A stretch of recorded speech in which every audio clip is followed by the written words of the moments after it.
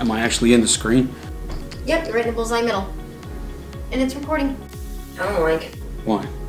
Because you're not smiling or anything. Well, I'm not ready to shoot yet.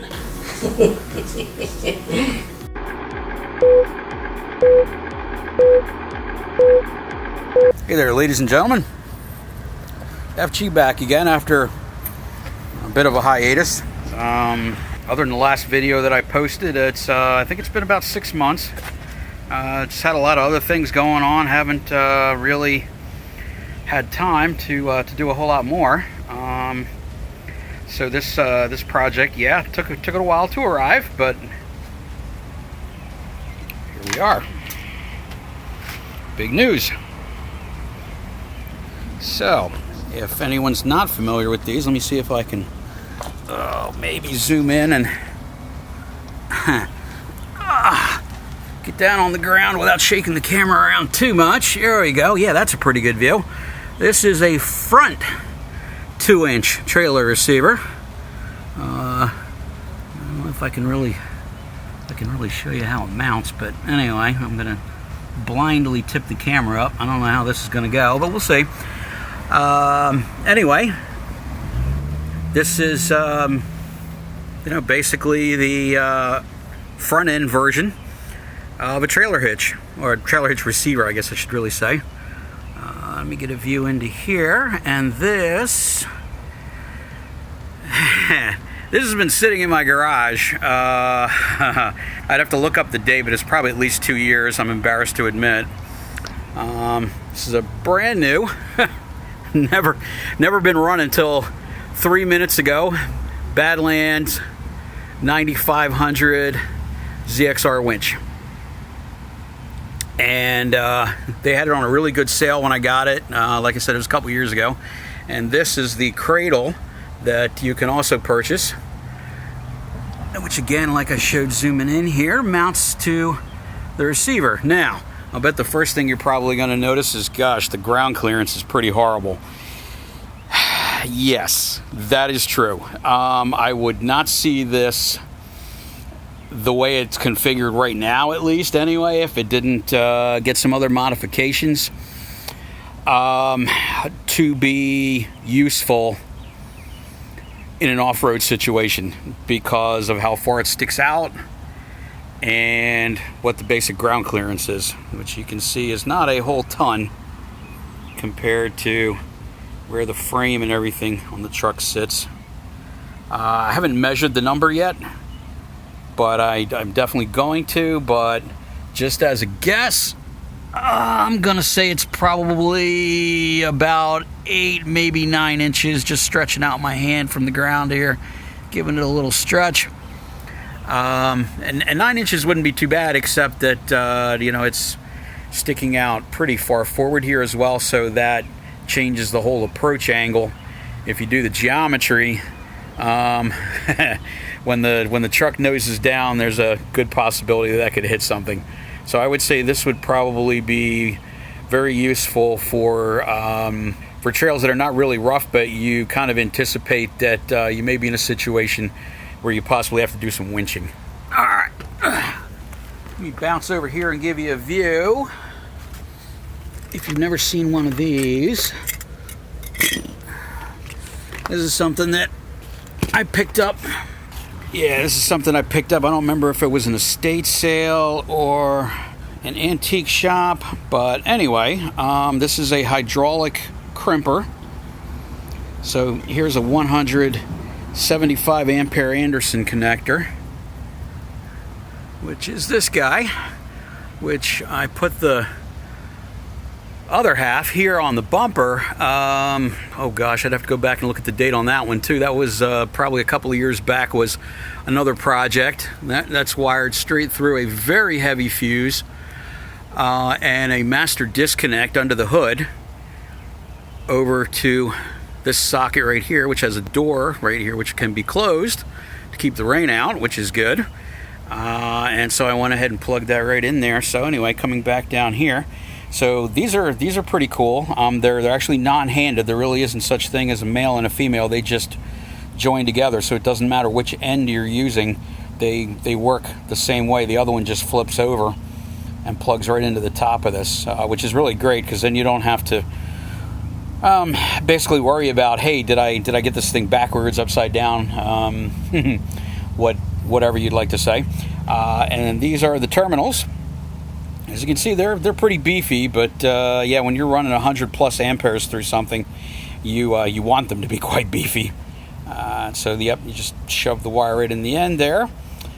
So we come back over here, and this guy just basically fits right in there.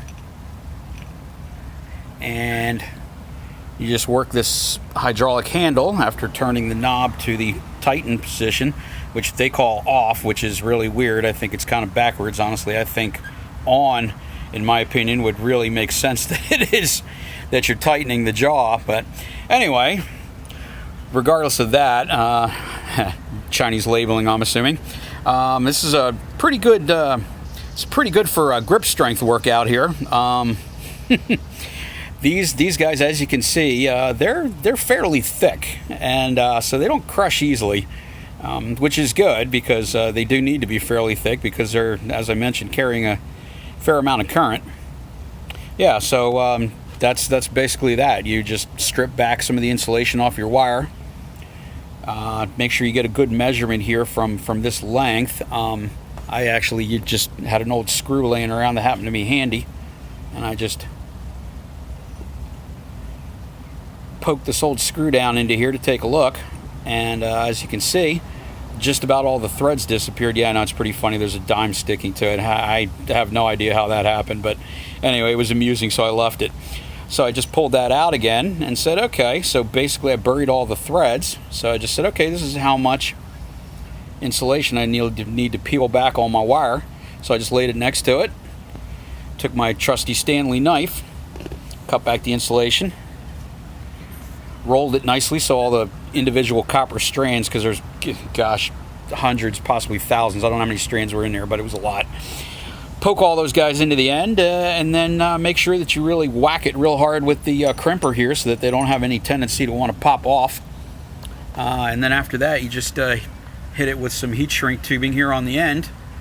And my super high budget $8 Harbour Freight heat gun, which, you know, if I had need of this thing every day, yeah, I probably would have a much more expensive one.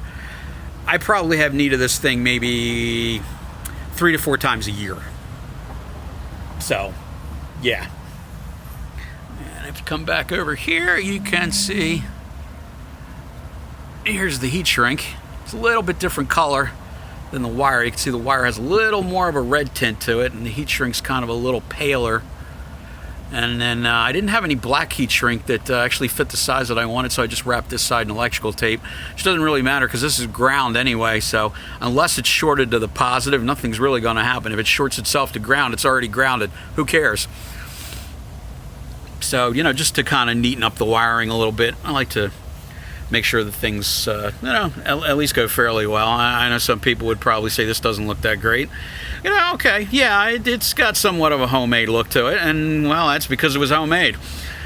And so your ground wire just comes down here and just hooks behind there to one of the bolts so that this whole frame is grounded when the motor is operating, and, yeah, it runs great. Okay, so, yep, here we are back. I switched on the master disconnect, plugged in the controller, which came with the winch. Goes into the control box here on the side where the relay is located, and here we go.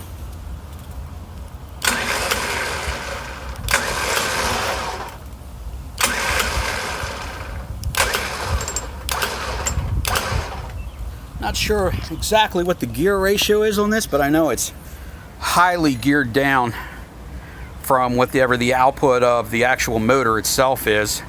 I don't know if it says in the manual exactly what that ratio is, but I know that it's a very high number, as are all winches. That's just how they're built.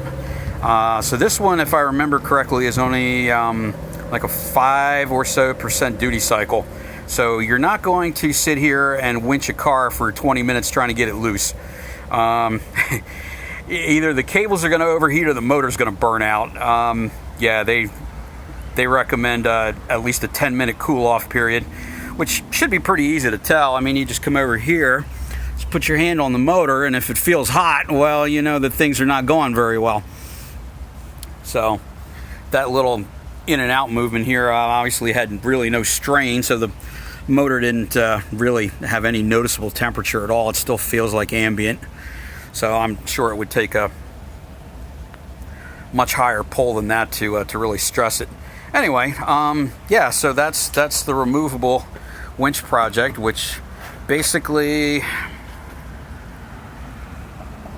was kind of really engendered by the idea that I didn't think that I really wanted to add another probably 150 pounds, if you add everything up, onto the nose of the truck permanently. I get it if you need one of these often, and I'll say if you're in like a rescue squad or something like that, or you really off-road in a lot of bad places and you really actually have had to winch yourself loose. In all honesty, I've never gotten stuck. I've been pretty cautious and careful, although I have been on some pretty rough trails that never actually required me to winch myself out or to use any of my pulling equipment to get anybody else loose. So I guess it'd probably be two frames of thought on that. Either I've been cautious or I just haven't gotten into a spot where it was really ugly enough. That's how some people judge it. So anyway, that is the end of this project. Thank you for tuning in. FG out, and don't forget, like I always said, especially when the whole yeah, not going to go real political here, but everybody remembers the lockdowns.